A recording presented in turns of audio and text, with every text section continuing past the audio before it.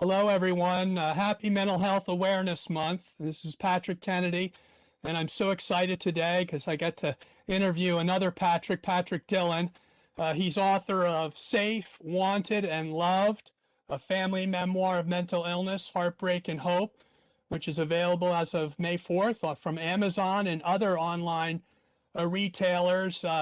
He was good enough to send me an early copy of it as he was writing the book a couple months ago, and I immediately went right to it and called him up. I think you remember this, Patrick. I was so excited by your journey and the fact that I could tell you were really leaning in, but knew that it was going to be scary, especially with the stigma of these illnesses as they are, and your own concern about preserving your family dignity and privacy, and the worries about being public, but that was also offset by your own desire, like many of us who dive into this public disclosure, if you will, that there was a greater cause to be served by writing this book. Patrick, Yeah, so yeah, good to see you and welcome.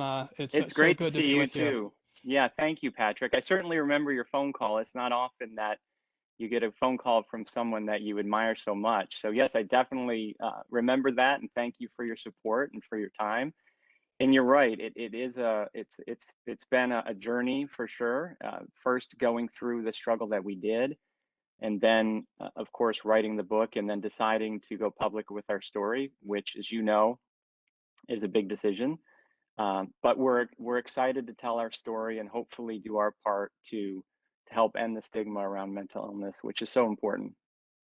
So important. And I just want to add that for all of us, learning that we're not alone, learning that we're not unique, that frankly, the same challenges each of us face in different ways as families when confronting a family member with a mental illness or addiction, how to respond to it while navigating the very complex healthcare system and so forth.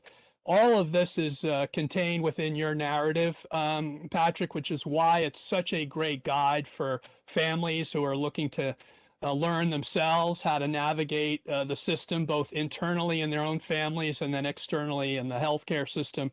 You had some real advantages, Patrick, because you had family members who were physicians. Could you talk a little bit about that? Yeah, one theme throughout the book is family. The subtitle is a family memoir of mental illness, and that's really what I tried to capture. There are a lot of great books told from the perspective of someone who's suffering from a mental illness, and there aren't a lot told from the perspective of the caregiver, and that's what this is about. So my wife became very sick. It was a complete shock to us. We did not have experience with mental illness. Prior to that, she was 39 years old, very smart, very accomplished. We were extremely close, obviously. We'd known each other for 20 years. And so this book is really meant to do that. And I appreciate you saying that, Patrick. I really tried to include all of the different experiences and challenges that are associated with a mental illness in the family, including, as you talk about trying to navigate the health system. You know this better than anyone, that there is not parity in the health system. And when you're stuck with a mental illness, it becomes very difficult to navigate and very frustrating. And that's captured in there as well. And you said it best in the title of your book. It's a common struggle. I mean, this is something that affects way more of us than we know. And as we went through this experience, we had friends that we had no idea were struggling reach out to us and tell us their stories, and we felt that adding our story was important for that reason. And yeah, the family that we had, that we have, that supported us through this ordeal, it was unbelievable. As you say, I have a brother-in-law who's an emergency room doctor. He was there the day that my wife woke up with acute psychosis. I honestly don't know what I would have done without I him. know. When I read that part, I was like, oh, how blessed were you to have him, and then he could call another relative of yours who was an actual psychiatrist on top of that. Must have been something to listen to that, but also knowing that you weren't alone. You had people who knew how to navigate the system. Yeah, people that had experience with it, which I did not, Right. Right. and had experience with acute psychosis, acute mental illness, and could explain to me what was happening, and try through my shock to help me understand what we could do for my wife to help her in the situation that she was in. But the family members play a huge part throughout the book. As you know, I have several family members. My brother was very important, and all of the siblings on my wife's side were instrumental. As you know, there's a very colorful brother-in-law that actually drops everything in his life and comes and lives with us for 3 months, which was, again, just to have that kind of support. And I mentioned this in the book. I really don't know how people without that kind of family support go through a struggle like this, which makes the stigma even more destructive. When people really need help from their friends and their family and they don't feel comfortable reaching out to get it, it's something that it just has to change. You can't get through something like this without the support of people that love you. I just want to make a big shout out for my friends over at NAMI and other groups that set up kind of family support groups so that when they aren't as kind of connected as you or I were, Patrick, they have outlets to kind of um, listen to other family stories and know that there are others who are trudging the road of trying to get their loved one the proper care while also navigating all their own feelings of confusion throughout that process. So you were really in a free fall. You did a lot you were mindful all throughout, it seemed to me, that your own mental health was also kind of precarious and that it felt like the floor could drop out from underneath you, but you kept it together. Can you talk a little bit about, how you felt like you had to hold on tight to the situation, make sure your kids were okay, make sure you try to manage everything? It just must have been something for you as well. Yeah, and that was the whole part of the story was how do you navigate that? As you mentioned, we had at the time, we have two kids, and they're much older now. At the time, they were 9 and 11. It was hard for a grown adult to understand and process what was happening with my wife. Impossible for a child to understand what's happening with their mother. And I knew I couldn't do that alone. I am not trained to do that. I knew we had to get help. And so, in the book, I talk about trying to find the right therapist, the right counselor for my kids, making sure that they have the support they need, trying to be open and honest with them in a way that they could understand it, which is a challenge. Um, they gave me as much strength, I think, as I gave them. And I just knew that my wife, in her healthy state, would have wanted me to prioritize the kids and make sure that they had the support that they needed. Of course, another priority was making sure that she was safe, part of the title, obviously. Um, and that's a huge challenge when you have a loved one with a mental illness, because sometimes safe means not in your care. It's a hard thing to admit that you can't love someone to recovery. It sometimes it's just not possible, and that you need professional help. They need professional psychiatric help. They need to be in a place that's going to be watching them 24/7 to make sure that they don't do anything to hurt themselves, or to hurt others. And that all of those things play in to each other, because you have kids that don't know where their mother is. They're not allowed to go see her in the treatment center. You're only allowed to go visit if she accepts your visit. That's a really hard thing to go through. And how I kept it together, I guess I just wasn't willing to admit defeat. I wasn't willing to admit that my wife was gone. Um, as you read about it and as you understand that it's really a chemical imbalance of the brain that's causing the thought disorder. And I just believed that we could get her back into balance, that we could find a way to get her back. And that's what got me through it. It was just that faith that we could do that. What I really loved, I kind of recalled my cousin, Mark Shriver, wrote about his father with Alzheimer's, and he talked about what a genuinely loving and compassionate human being Sarge was, my Uncle Sarge Shriver. And he differentiated, you could clearly understand that he was not confusing the dementia with the person, the human Right. being. And you, in your narrative about your wife, do such a beautiful job at highlighting her inherent generosity of spirit. And and it's very clear to make a distinction when she is having disturbing, disruptive thought patterns, Hmm. and how those are um, indicative of how the disease has taken over and kind of hijacked her, woman that you know, but you do it in a way as to also reinforce who that person is so as to not confuse the disease for the person. Could you talk a little bit about that journey? Because that's a very difficult thing, is to not personalize when someone is agitated and acting strange, um, not themselves, not to get angry with them, right? Not to blow up at them.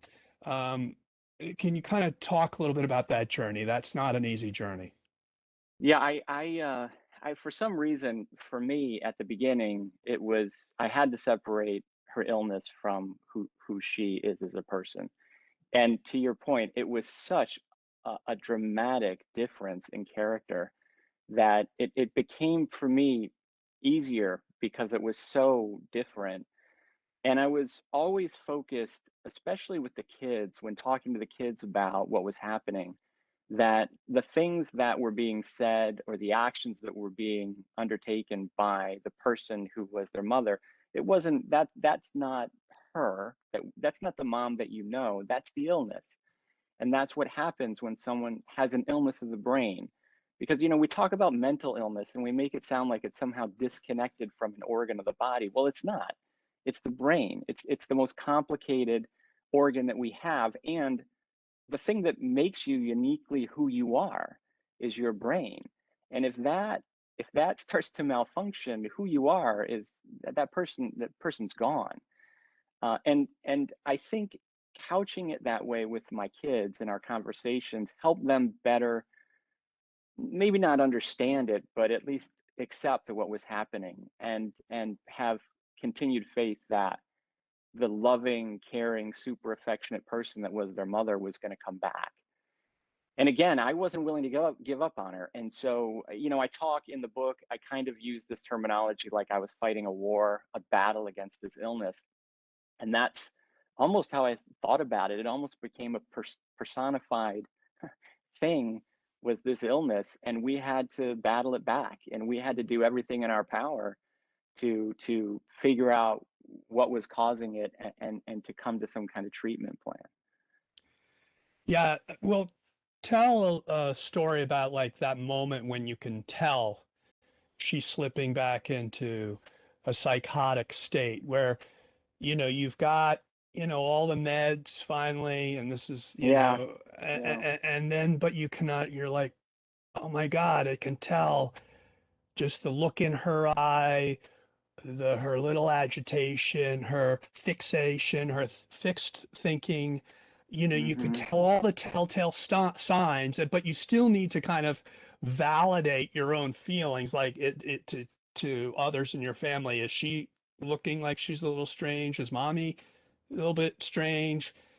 That's a tough process, but kind of you describe any number of instances you kind of go through in the book about various times where she kind of regresses and relapses in her psychosis. Could you kind of describe that feeling of your heart pounding? You just know something is, you're back on shaky ground. Yeah, and as the book progresses, I become much better at it and much more comfortable with it. So the first time it happened it was terrifying.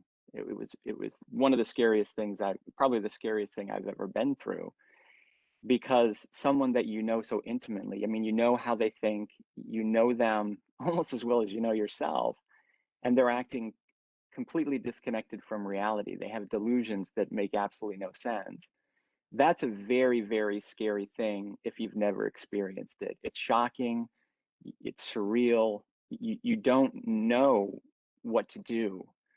And you try at first to say, what are you talking about? The police aren't after you. You're not going to prison. There aren't hidden cameras in the walls. What are you talking about? But then you realize you're not going to convince them otherwise. And the way that their brain is working, that's real to them. That is actually happening. They have complete conviction in that. And so, we at first thought it was a one-time event and what's called brief reactive psychosis, which we at first thought. And then we thought she was better. And then, we went through some of those signs again that you're talking about. So some paranoia that just didn't seem right. There's some other signs that I learned to look for. One is called concrete thinking. So that's a term that means someone with psychosis will start taking what you say literally. And we use a lot of idioms. We don't realize we're doing it, but if I said to you, hey, I'm going to run out to the store, I mean, I'm going to go get in my car and take a brief visit to the store. If I Right. say to someone with concrete thinking, hey, I'm going to run out to the store, they say, what are you talking about? You're not going to run to the store. The store is 5 miles away. How are you going to carry everything back that you run out to the store to get? That doesn't make any sense. So that's a clear sign. There's another sign called the centers of reference, which means that someone with psychosis believes that maybe a song that was written, 20 years ago was written about their current state or something that they're thinking right now. That's a clear sign. There's another thing that happens, which I call in my book, kind of connect the dots with homonyms, but they get fixated on certain words, and certain words, they're homonyms. So, pear could mean a fruit. It could mean two of something. It could mean, to kind of whittle down or pare down your thoughts. So all of those things are signs that would tell you something's happening. So, Patrick, you were talking about some of the telltale signs that of your wife's illness, really rigid thinking or confusing, Mm-hmm. you know, Right. euphemisms for in a literal way as opposed to figurative way in the way that they're Mm-hmm. used and the homonyms. Um, it really is a terrific story in terms of you get to really describe those anecdotes that bring to life these things that are otherwise just kind of DSM kind of criteria and scientific descriptions. I mean, when she says that Van Morrison was there to write the song, because of Right. your Right. personal experience, it really is helpful for people to go, oh, that's how that is manifest, or tell me what I said, the numbers, fixation on Right. things. Um, Kind of tell some more stories about that because I think for the average person, it's really helpful. I think they have understandings about psychosis. We have, unfortunately, in this country, so many people with active psychosis who are homeless in our streets, and we have come to kind of dismiss them. It really is one of the great tragedies of our time that our medical system responds with urgency to another kind of physical crisis. But when it's a mental crisis, we get feared up, we get scared, and our system isn't designed to respond the way we would if that person was falling over from a heart attack or a stroke or something like that. Um, Talk a little bit about that, those anecdotes of psychosis as really as real as um, heart attacks and strokes. I know Yeah, well, you. and yeah, I mean, and I mentioned this earlier. As I became more experienced with it, it became a lot less scary. And what you realize is that there's nothing to be. In some cases, I guess that I don't have experience with. You might have to be, fearful of the person, but in general, my wife was never a danger to anyone. There were times when I was scared that she was so confused that she might run off and this we might lose her, and that was concerning. But you know, what happens as you get used to psychosis and you understand it is you learn how you can manage it better for the person, and you stop. First of all, you stop being scared, and second, you learn ways that you can help them, um, just by being there, not trying to change their mind about something. Like I said, they have conviction. You're not going to change their mind, but also you realize that um, with the right treatment, you can get that brain chemistry back in line, and they can recover their thought process again. And that I really tried in the book to make it about the human experience, the fact that these aren't people that we should be scared of, and they're not people without hope. People that are suffering from psychosis, they need support, they need treatment. And yeah, I mean, I think what you said is absolutely right. It's very different for me now and I haven't walked down the streets of New York City in a year, and a little over a year and a half now with the pandemic. But you might, on business, I might be in New York City, and you will see someone, on the corner who clearly is suffering from psychosis. And it's very different for me now. I can't ignore that person. I see them and I know they need help, and it's a shame. It's almost a crime that as a society we're not helping the people that need it. I've thought long and hard, Patrick, and maybe you have as well, about how the stigma started. Why is it that the most important organ in our body, when it's malfunctioning, we treat it differently than if it's a heart or a lung or a broken bone? Um, it just doesn't make any sense, other than, as I think about historically, I guess if you look back hundreds of years, they didn't understand that it was a chemical imbalance in the brain. You clearly can see where the idea of demons and possession by the devil start, because when someone is psychotic, you don't know what's happened. I mean, it's very scary. And so, you know, hundreds of years ago, probably even 100 years ago, if you started showing signs of real serious mental illness, you're going to be ridiculed. You might be locked up. You might be put to death. And so we as a society learned, if someone that you love is showing signs of a mental illness, you need to hide that away. You need to make that as confidential, keep that secret to the family, because who knows what the implications will be, from society. And even though we're getting better, we still have so far to go. And that's the only, I mean, I've thought of long and hard about, why is it like this? Why do we treat mental illness so different? And it's really a brain illness. Why, if they can find an organic cause for psychosis, if there's a brain tumor, if there's something wrong with your thyroid, if there's a stroke or something, then it's okay. Then we can talk about it, and people are going to provide support and encouragement. But if we don't have a test that shows something wrong, then you have to keep it secret. And that's that's a real shame. Yeah, I think obviously you said earlier about our agency. It's not who we are when we're active in the illness. And you also mentioned the words, I lost her.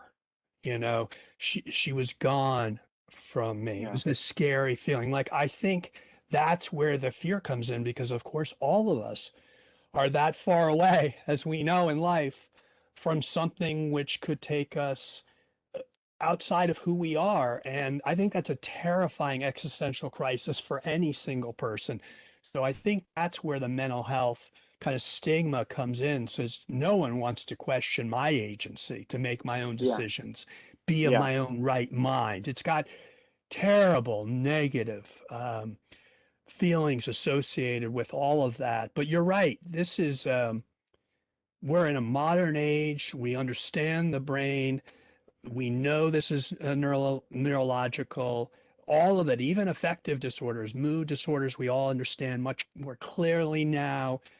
Addictions, it's not a question of whether someone chooses every day to go try to alienate themselves from their family, risk themselves getting arrested or risk dying, on a daily basis. Like they wake up in any given morning and saying, that's what I'm going to do with my life today. That is totally the antithesis of a functioning social person that is us as human beings. So these are not of volition. So I think there's that um, it's just it's a space that needs constant kind of search. Like you are one of our Lewis and Clark guides as you take your us along the journey with your family to understand this because you write with a pen name. You're very sensitive about, is this a medical issue, neurological issue, or a psychiatric issue? I mean, you're going through all of that yourself in the story. I mean,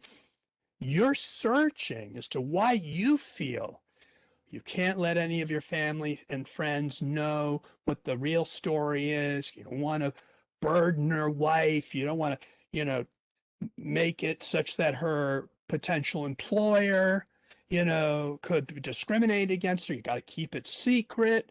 Talk a little bit more about that because that's frankly what we're up against. Your own, battle to come to a greater understanding is really clear throughout the book, and it answers your own question as to why in society are we still bound up tight with this and still treat it with such fear and distance. No, you're right. Look, this was an incredibly difficult experience to go through, made 10 times, 100 times more difficult because of the stigma. And I didn't have, as I said, I didn't have experience with anything like this prior. All I knew was that these things were real. Her employment in the future could be limited if word of it got out. Um, Friends could look at us differently. Family members could look at us differently. Um, and that's something that, even though it shouldn't be, those those repercussions of the stigma are very, very real. And uh, and so yeah, I mean, as much effort as I was putting in trying to find the the the the cause of the illness and supporting our kids and just trying to do all the things that you need to do as a spouse and a parent, I was under much more pressure and stress trying to keep everything under wraps and keep it quiet.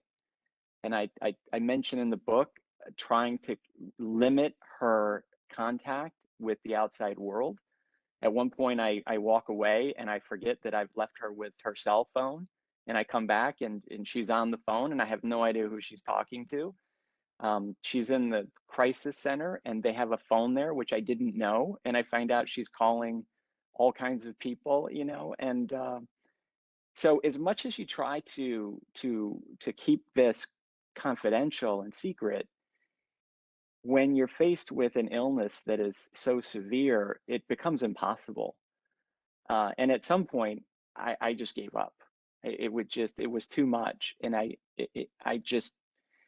couldn't do everything, and that was when I prioritized everything, the safety and health of my wife, or the support and love for my kids and their health. Um, Worrying about the stigma fell off the list. And honestly, once that happened, the amount of support I got was dramatic, um, from friends that didn't know what we were going through, knew something was wrong, but had no idea what we were going through, and then shared with me that they had a similar problem and they'd been suffering with psychosis since they were in high school periodically, or they were on medication for anxiety, or whatever it might be. And that really helped me a lot. And I know it helped my wife in her recovery, because you don't feel so alone. And you know that you have the support that you need to get better and to be healthy again.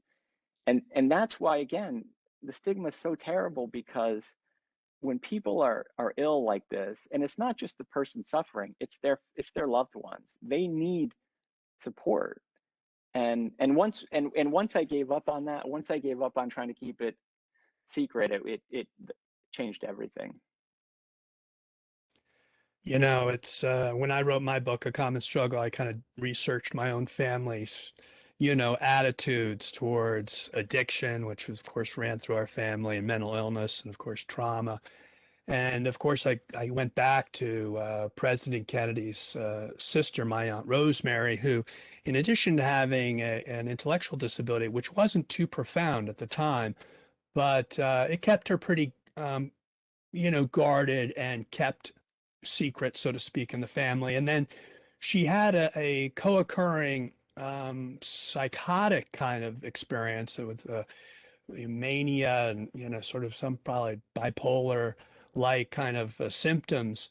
That's what really got my grandparents very frightened, because then she wasn't as malleable, and they couldn't like shelter her. So that's when they at the time had chosen to have a lobotomy for her, because at that time that was like what was offered as evidence-based, believe it or not, form of treatment for that. But the whole experience of that so understandably shaped President Kennedy's experience, because that was his closest sibling in age. That when he went on to become president, he didn't share any of it, right? And then second year into the presidency, he allowed my Aunt Eunice Shriver to start to share about it. And then how that opened up the whole world, because for the same reasons you're telling your story and the same experiences you had, when my Aunt Rosemary started becoming more public and my Aunt Eunice started celebrating her and her abilities, and then of course Special Olympics was created as a direct result of that, deciding instead of being worried inside about what people will think, we're going to run towards the problem. And we're going to now, the problem is that we're so isolated and disengaged because of the fear and stigma.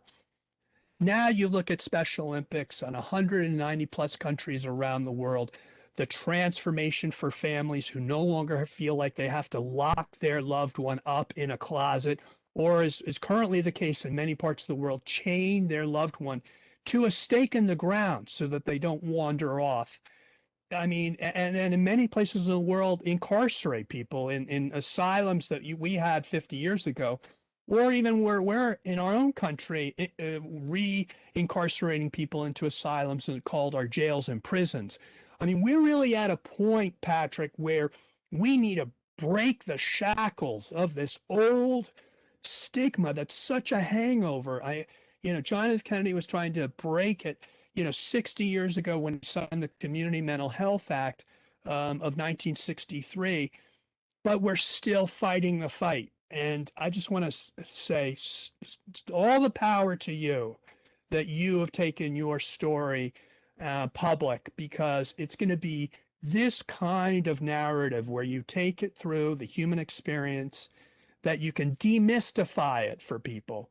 And I hope really help us chip away at this, old thinking that so often has dominated our approach to how we address it, which is really to be reactive in nature rather than to be proactive. So um, just tell us a little bit at the end about being proactive, um, writing the book, deciding to finally kind of get out there with this and go in the race towards the challenge, And what's it feel like to be in the midst of this? I I I I had to write the book just to process those memories from my own mental health. I really I had to write, and I did that, and I had a lot of pages, a lot more than what are in there now. And My wife read it, and she said, "Look, I think we need to share this story, um, because if it can help just one person, right? Don't we kind of owe it to them to tell our story?"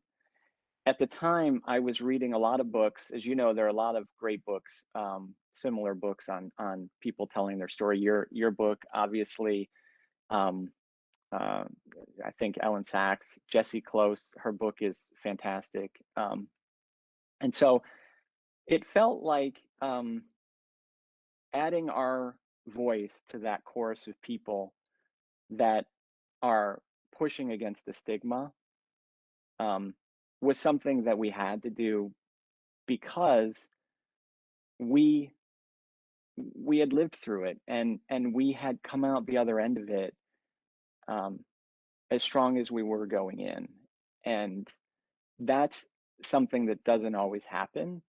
Uh, and we were very fortunate.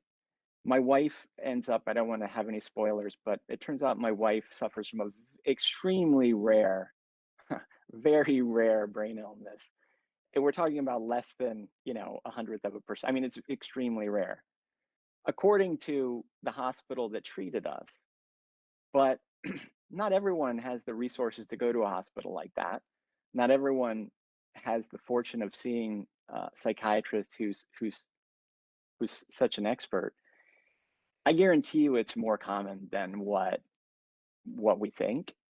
And so if there's someone out there who is going through periodic bouts with psychosis and this can help them, well, we have to we have to make it public. Now, as you know, that's not an easy decision to make. You feel compelled to tell it, but it's not just your story. It's your family's story, and it affects them as well. We had the great fortune, unlike some, to not be a member of a famous family, and so we could do this in a private way. We have certain family members that are very sensitive to the story being out there, um, and so we were very careful. My wife and I thought through it, and in the end decided I'll publish under a pen name, and we'll change some names and places. But I mean, it's our story. It's all real. I hope that in the book it comes through as authentic because it's everything that happened. And again, we just hope it can help someone out there who's struggling. When I was going through this crisis, I was searching for anything I could find to help me understand and deal with the experience. There weren't as many books out then. That this is 11 years ago now. There's a lot more now, and I think every one that's added um, to the collection is going to help. So yeah, so thank you. It's somewhat scary to be so public with a very, very personal story, but it also feels good to kind of let the world know what we went through.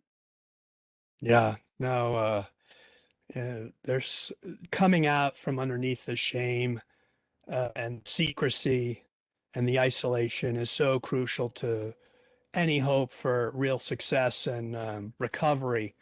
And I really commend you for laying it out. It is very authentic, and you turn out to be a very compelling writer. Who would have known, right, when you went into this that you were going to be an author? But you're a good Yeah, one, and I never thought that, but thank you for the compliment. it really is a good. It's a good read. It's a quick read from paragraph from chapter to chapter, and you do have a very hopeful message. I think it really is a constructive contribution to the advancement of the movement for all people who are suffering to have this book out there to help chip away at the stigma that really imprisons them on top of the illness of their brains that often take them hostage. So we got to set people free. We got to get them the help they need, and not relegate them so much to the streets and to these untenable conditions that too many people with these illnesses live under, simply because of these age-old prejudices that are not based in any reality. And and thank you for what you've done in helping to break the silence and advance the cause. And thank you so much for your total enthusiasm to be part of the common struggle and helping advance parity and advance anti-stigma efforts and anti-discrimination efforts, all of it. You're really running towards the challenge, and that's uplifting, especially for this Mental Health Awareness Month. So Patrick, it's been great to be with you. Just tell us again about where someone can purchase the book. Yeah, well, thank you, Patrick, for all of your support. The book is available on Amazon for the next 90 days digitally. It's only available on Amazon in the Kindle store, but on a print version, it's available at Amazon, Barnes & Noble, and many other online retailers. So I'll hold it up, and hopefully people can contact me and you, and I really want to get it out there. So I'm going to tell all my friends about it, and we can hopefully get more people to see, because you never know. Like you said, there may be someone out there who get their hands on this book who it will really make a big difference to them in their own journey. So that's a noble thing. So Patrick, great to be with you, and look forward to the journey ahead. It's just beginning.